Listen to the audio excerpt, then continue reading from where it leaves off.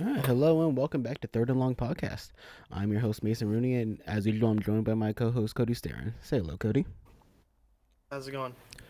All right, so today's the first postseason episode of the show, and to mark this episode, we're going to talk about briefly about the Super Bowl, and then we're going to be looking back at our preseason predictions from literally the first episode of the show. So let's start off with the Super Bowl. Cody, thoughts on how good or not good the Super Bowl was? It was good. I mean, the more I watched it, the more I realized I wanted the Rams to win. Glad Matthew Stafford got the ring. Yeah, I mean, I think Matt Stafford 100% deserved it after being in the hellscape that is the Detroit. And there's a lot of players on the Rams that I like, but it's the Rams, and as a Seahawks fan, I am legally not allowed to root for their success. So yeah, disappointed the Bengals And Raheem lost. deserved it too. Eh, I mean, he didn't really help. I mean, Ramsey got cooked all game. We're not counting the 75-yard touchdown pass. I mean, it was a make-up no call for the holding he had earlier in the game. It wasn't a hold. It was good It defense. was a hold. That man grabbed his Well, jersey, pulled the I hell out of his refuse. jersey. No. But anyway, since we're talking about the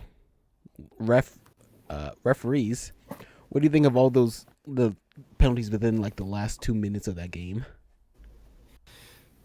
It's like I'm a firm believer the refs like to make the game about themselves, and it was like they're like, oh shit, I haven't thrown a flag in 3 quarters. I should probably just make my presence known. Like, I, hey, I still got this guy. yeah, I mean that holding call on Logan Wilson at the end was absolute dog water. Oh, it was terrible. It was. I mean, I don't want to say that's what cost the Bengals the game because you had Eli Apple getting cooked by Cooper Cup, but you have to imagine because that was a third, was that a third or a second down play that holding was called on? I believe it was second. Yeah, so you have to imagine if you get a first down at, I think they got moved up to, I don't even know where they got moved up to, but they get moved up half the distance on top of getting a fresh set of downs. Imagine your play calls are drastically different than third and seven or I think there fourth was and like a seven. 4 yard line, so I think it was a matter of 2 yards. Was it? Mm. But still, you have to imagine like first and two as a different play call than third and four from goal. Either way, I think they're going to call the out route to get Cooper Cup. Probably, but I'm not. I mean, at one, I'm not saying that it wasn't going to be the same play call. I'm just saying maybe there's a good chance that you don't dial up the same out route play to Cooper Cup. absolutely. Also, why the hell was Eli Apple on Cooper Cup on that last play? Well, who else are you going to put on him? Not Eli Apple. I mean, you have Mm, Chidubia Awuzie, Mike Hilton. wasn't Chidobe Awizie hurt? I don't think so. Left the game at one point. Did he? Yeah. Oh, he did, but still, I would rather have Mike Hilton than Eli Apple. I mean, it's pretty much Cooper Cup's going to burn whichever guy's out there. Yeah. But can we talk about the Chiefs receivers going in on Eli Apple? That was pretty funny. It was warranted. Oh, absolutely. I was talking with one of my other friends about this. Like, I don't think that there has been a more hateful season of postseason football. Just going back to the AFC Championship game where everyone was hating on Mahomes' family, and You heard about that now, right? yeah. Not coming to the games anymore. Well, apparently TMZ reported that that did not happen, but I don't know how Oh, much I trust TMZ. But I think it was a Chiefs reporter that leaked it first. I mean, we'll see come next season. But yeah, there has not been a more hateful resentment towards people this than this postseason. You had people hating on Mahomes or Brittany Matthews and Jackson Mahomes, which was well warranted. And then you Yeah, I had think I lost respect for Jackson after the Sean Sean Taylor thing. Taylor. I never had respect for Jackson because he's been uh, living off his brother's fame, and the whole Sean Taylor thing just uh, put him in a bad under a bad light. There's that whole Was it the bar cherry in on top of the cake KC. for you? Yeah, there's a whole bar in KC thing which I found amazing. Uh, just the bar dunking on Jackson Mahomes. Uh, and Brittany Matthews. I mean, I don't think she really. I mean, she's tied to Jackson Mahomes because they are TikTok famous. And I think she means good, but But I I think also think she's also all, riding Patty's coattails. yeah, I also think that she thinks that some rules in society don't apply to her because of who she is. I think. I mean, I don't think, but uh, the the thing that I think what turned a lot of people off on Brittany Matthews was the whole like Team Britney shirt thing she did after she was getting like you didn't hear about that? No. Do you remember or you know how she like blasted people with champagne after they made the AFC Yeah. championship? People came after her online saying like, "Oh man, can you believe she's spraying alcohol on all these people below her?" And then Yeah, and that's when she tweeted out that I wish I could just do whatever I want in my life without people. yeah, and then then she did like an anti-bullying campaign where she was like she made Team Britney shirts, and all proceeds go. I think it was like only some proceeds. I wasn't even all. Some proceeds go to anti-bullying campaign. I don't remember exact. I mean, I'll look it up right now, but it's She was like, just trying to dude, get her bag. oh yeah, uh, yeah, Team Britney. So now do we got? You dim the lights just a little bit. Yeah, so Not all of it.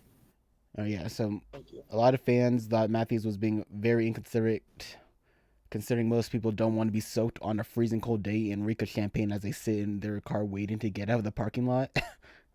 Matthews' response, "I wish I could do what I want without getting attacked." Every week she tweeted that didn't go over too well, and so in response to the fans, in response to the fans' response to her, what the hell? This is a terribly worded sentence, but anyway. So in response to the fans' response to her response, Brittany Matthews is now selling T-shirts that say Team Brittany on them. Proceeds from the Team Brittany T-shirts are supposed to go to an anti-bullying campaign, according to the manufacturer. But seriously, leave Brittany alone. We're teaming up with Brittany. Brittany will be Matthews will be matching all proceeds generated by the Team Brittany shirts.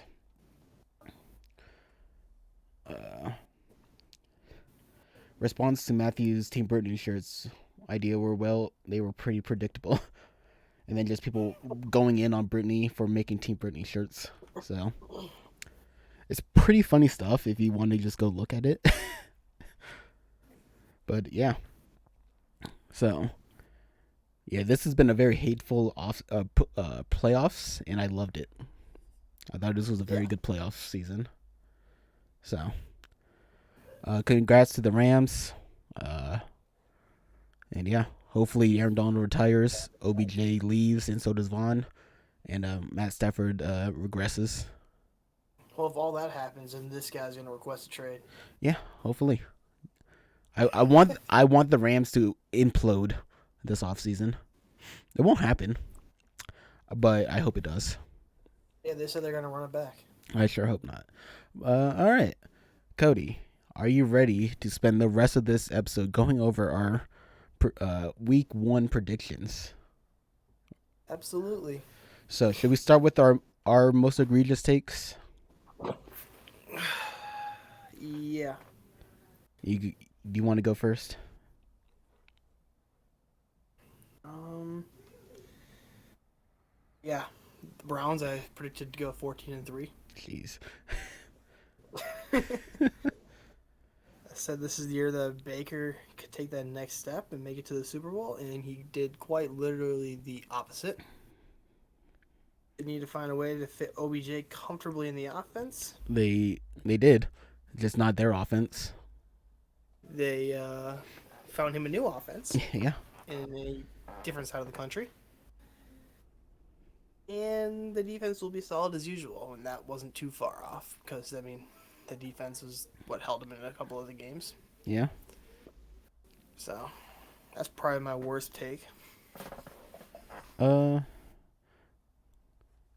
I think honestly, all the reasons I gave for my predictions weren't wrong. It's just that the records weren't right. Right. Like I had for the Bengals, I had them going 3-14, and like I said, they're still rebuilding. Joey's coming off a knee injury.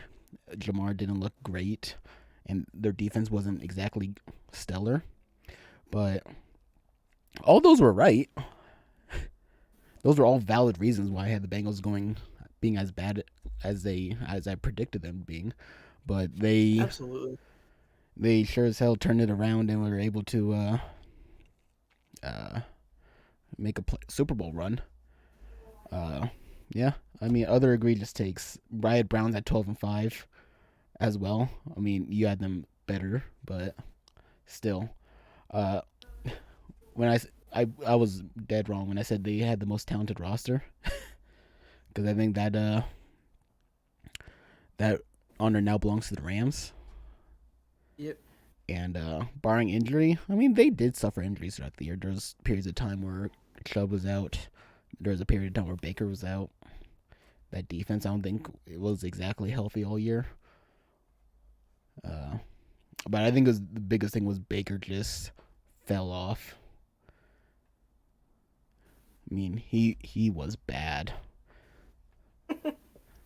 He had one arm. Yeah, for most of the year, you did. I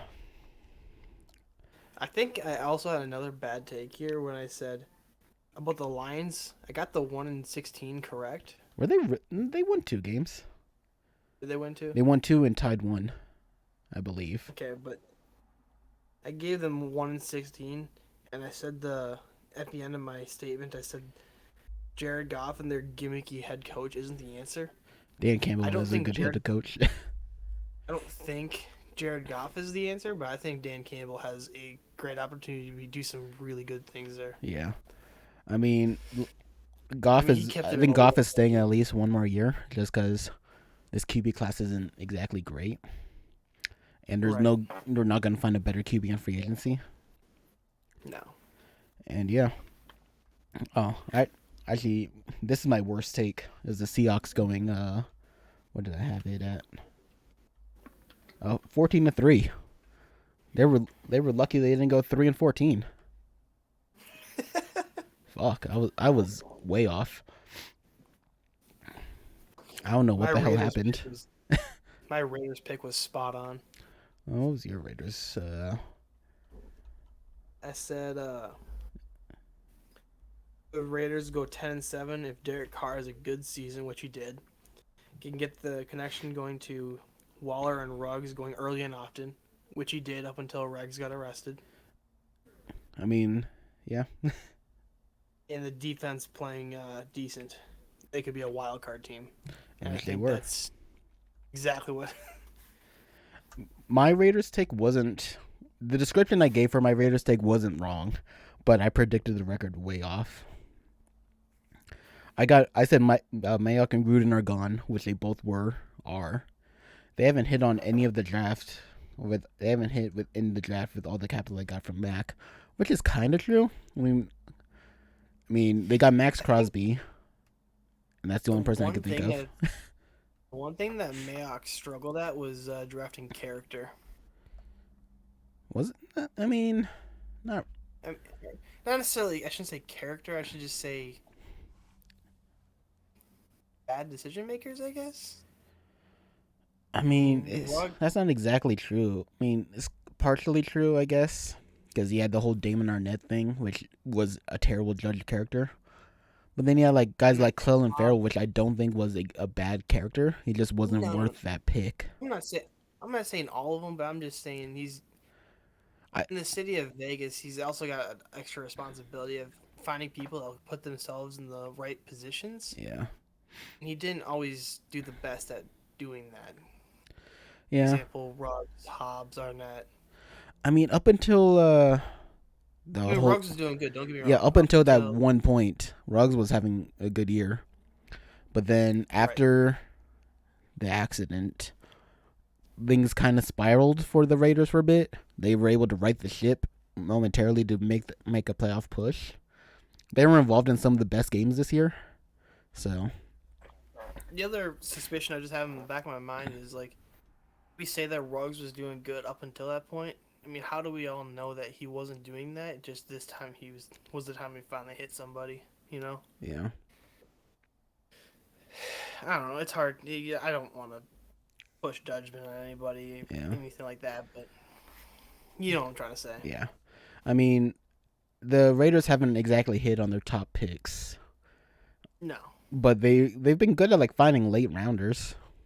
So it's kind of like what Spielman did, right? All those first round corners weren't hitting. But he drafted people like Stephon Diggs, Daniil Hunter. yeah, me There's a few more in there. yeah, finding those late round draft picks. I mean, that's kind of what That's more so the more impressive part of a GM role. yeah. Other bad takes we had, or what was some of your better takes that you predicted? Um, let's see. I got Titans 13-4. I think they went spot on 13-4. Yeah, I had Titans at 14-3. I said I think they'll benefit from a weaker division, which I mean They did. they did. Um, wide receiver room is loaded with Tannehill or with Julio I mean, Julio and barely played Tannehill. this year. It seemed. Yeah, I know. Bad take there, but I mean, I mean, the Titans actually went 12-5. oh okay, not bad. Uh, And then I you're good. said something about Derrick Henry still being there, but he missed 10 weeks this year, so can't really count that one. That's correct. And Yeah, then defense is going to be nice with KB, the centerpiece of the secondary, which at the end of the day, that defense it wasn't presented bad. a lot of games. I mean, they played decent, Yeah, so that one was pretty much spot on, minus obviously the Derrick Henry injury and Julio being a big part. yeah. Uh, my Panthers pick. I had them going 7-10, which is worse or better than they actually did. Uh, yeah. I mean, my Darnold. I said Darnold delivers and shows promise. That was not true at all. I think. Do you think Darnold's a lost cause at this point? I don't want to say a lost cause, but he's definitely not doing himself any favors. I Yeah, mean, if you look at his receivers this year, DJ Moore, Robbie Anderson, and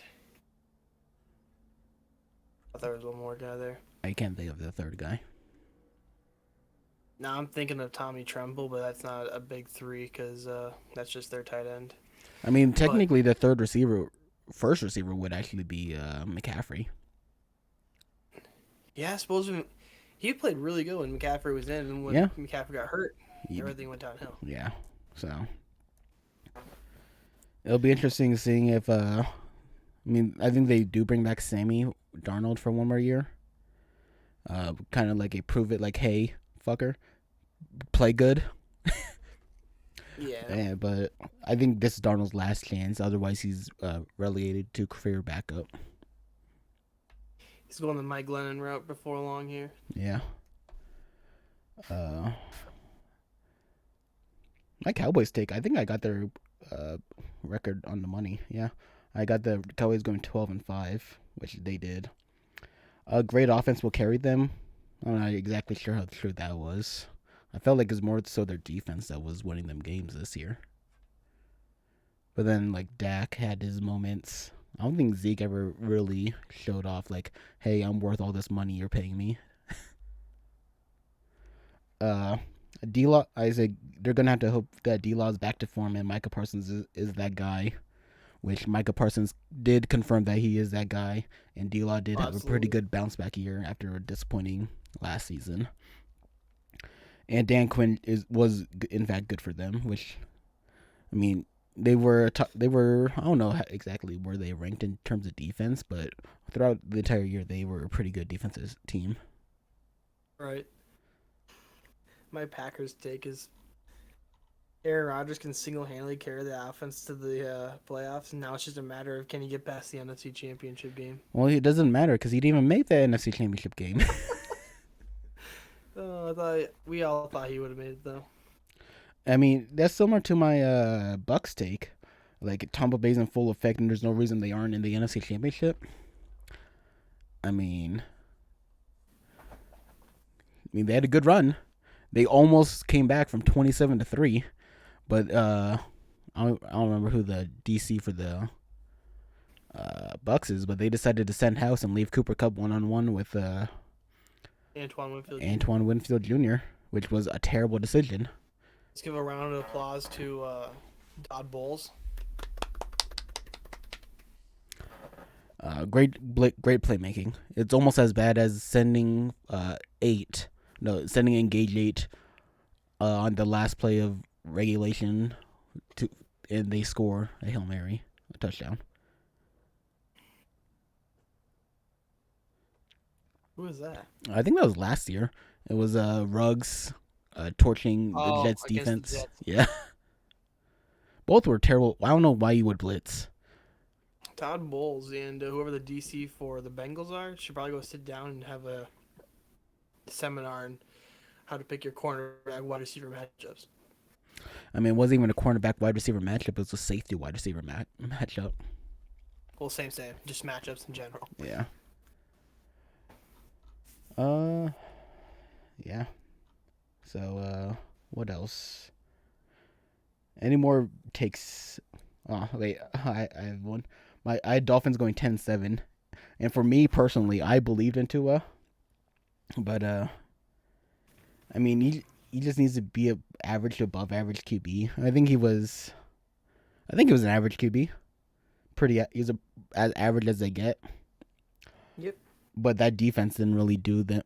Wasn't exactly stellar.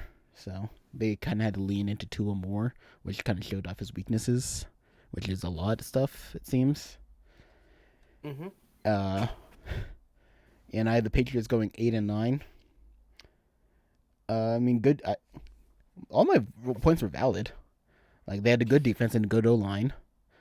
I like the running backs, which Damian Harris, Ramondre Stevenson, I think is his name. They were a good tandem. They didn't exactly have a number one receiver, which is My Patriots take was spot on. yeah. I said they were going to go 10-7. Another team that will go as far as the QB will take them. If Mac Jones plays, it could even be as good as 12-5. I mean, at the end of the day, there's probably a couple of games in there that could have gone either way. Did was this before Cam got cut? I think so. Yeah, so we didn't. No, as I would have said if Mac Jones plays. Yeah, so we didn't really know if Mac Jones was starting week 1. We didn't know if he was going to be the guy this year or not. Yeah, so yeah. I think because I made my prediction with Cam in mind as QB1. Yep. Otherwise, I probably wouldn't. I don't know how much my prediction would have changed, but I had them going 8-9 with probably Cam at QB1. But yeah, Mac Jones actually was hands down the best rookie QB this year. Yeah. It's not really even close. He also had just the best coaching situation. Hard for Trevor. Yeah, he was the best team, or he was given the best team. It's hard for Trevor to be good when you have a guy like Urban Meyer at the helm. Yeah. What was my Jags take? I was wrong. I said Trevor will look good. He didn't. He was pretty bad this year. And Urban may not be that guy though, which was right. My first sentence of my prediction is I think Urban Meyer is going to continue to struggle to win that locker room over. I mean, yeah.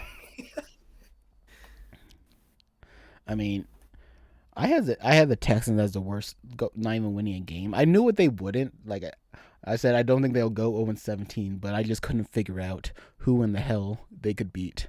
I think they beat 3 teams. I think so too, because Tyrod Taylor played like 3 good games. Yeah, they won four I had them games. at My 2 and bad. 15. They went what? They won 4 games. Oh shit! Yeah. They beat the Jags week 1, I believe. Yeah, they beat the Jags week 1. Who else did they beat? They beat the Titans. I remember that. Yep.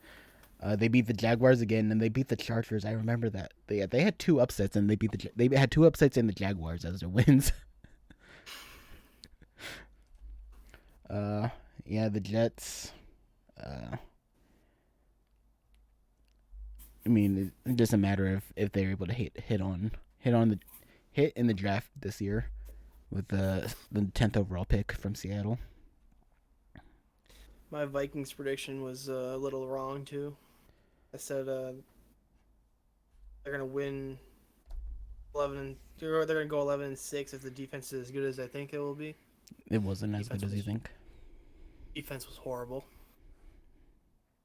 And I think the offense continues to be top 5, Were they top which 5? I think they were like 6 or 7.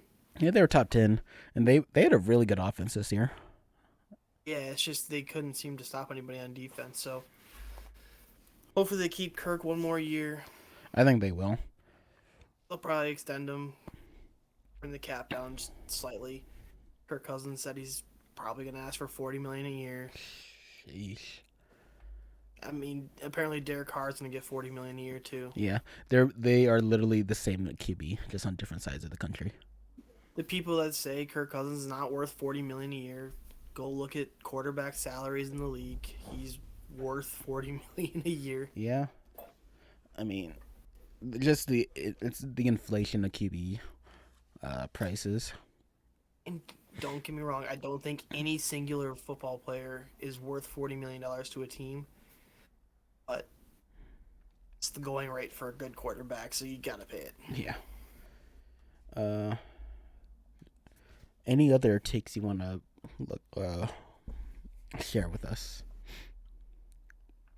I think that'd probably be it.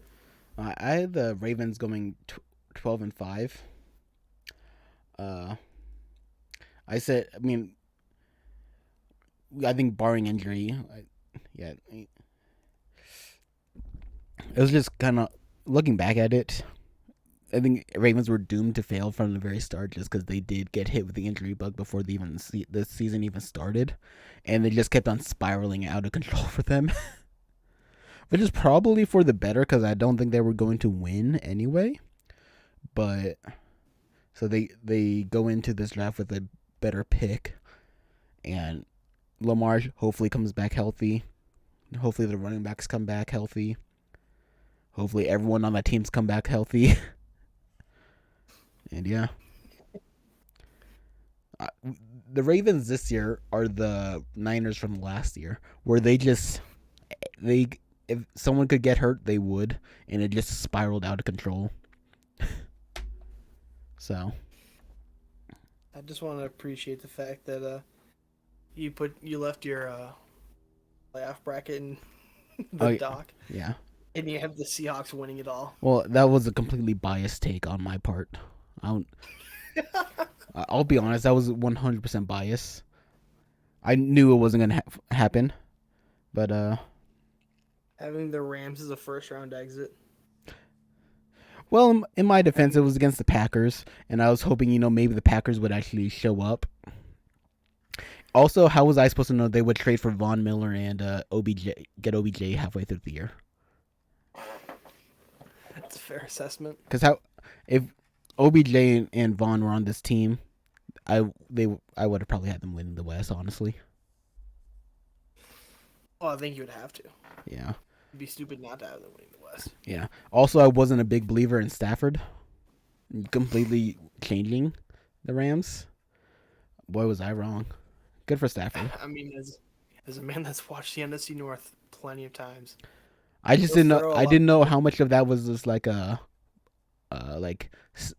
like empty stats, that guy's good. Oh yeah, He'll throw a lot of picks. I think he led the league this year in picks, but he's gonna keep you in games and he's gonna win you games. Yeah. I mean, like the friend I was talking about earlier, he's a Lions fan, which God forbid his soul. Uh, and he was saying like I mean, it was so weird seeing Stafford throw so many picks this year because he's usually not someone that throws a lot of picks. But I told him like it's probably because he felt so much more confident that he could trust his defense in getting a stop. That he was able to like, you know what, Yeah. I'm gonna sling it a little bit more. And at the end of the day, he has Cooper Cup, OBJ. He had Robert Woods most of the year. I mean, And when they lost Robert Woods, they got OBJ. So right. At the end of the day, you got to give those guys chances to make plays, and you know, yeah, sometimes it did, sometimes it didn't. yeah. And Stafford is responsible for the two greatest receiving seasons of all time. Yeah, it's not even close.